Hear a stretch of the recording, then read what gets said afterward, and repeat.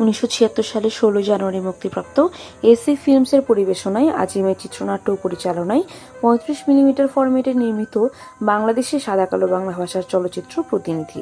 এটি একটি অ্যাকশন ও প্রণয়ধর্মী চলচ্চিত্র। এতে প্রধান সহকারী পরিচালক ছিলেন শওকত জামিল। 35 মিলিমিটার ফরম্যাটে নির্মিত চলচ্চিত্র প্রতিনিধিতে রাজ্জাক, সুজাতা ও রোজেসামাদ মূল ভূমিকায় অভিনয় করেন। এছাড়া পার্শ্ব চরিত্রে খলিল, হাসান ইমাম, মায়া হাজারিকা, নারায়ণ চক্রবর্তী, মাহবুব গুল সহ আরও অনেকেই তাদের সেরা অভিনয় উপহার দিয়েছেন। অন্যদিকে একটি পুলিশ চরিত্রে অভিনেতা জসিমকেও দেখা যায়। আপনাকে মাত্র 5 মিনিট সময় দেওয়া গেল, এরই মধ্যে পুলিশের কাছে আত্মসমর্পণ করুন।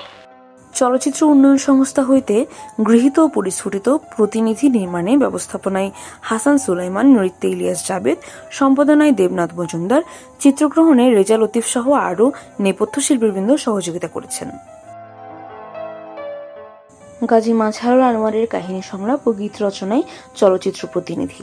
এতে নেপথ্যে কণ্ঠ দিয়েছেন রুনা লায়লা, সাবিনা ইয়াসমিন, সুরাইয়া সিদ্দিকী, লীনা, শোভা চক্রবর্তী, অনিতা ব্যানার্জি, খোরশেদ আলম, মোহাম্মদ আলী সিদ্দিকী, নাজমুল হুদা এবং সঙ্গীত পরিচালনায় ছিলেন সত্য সাহা। প্রতিনিধি চলচ্চিত্র থেকে শিক্ষণীয় বিষয় হল প্রতিপত্তি, ধন সম্পদ, ক্ষণিকের অর্জন। এইসবকে বড় করে দেখা এবং নিজের অবস্থানকে উঁচু করে ভাবা দুটোই অহংকারের শামিল। এতে পতন অনিবার্য। ত্যাগ মানুষের মহৎ গুণ, সেটি অর্জন করা খুব কঠিন। যারা তা অর্জন করে তারা সম্মানযোগ্য এবং সবার ঊর্ধ্বে থাকেন। এছাড়া পৃথিবীতে আমরা আমাদের অবর্তমানে প্রতিনিধি খুঁজি।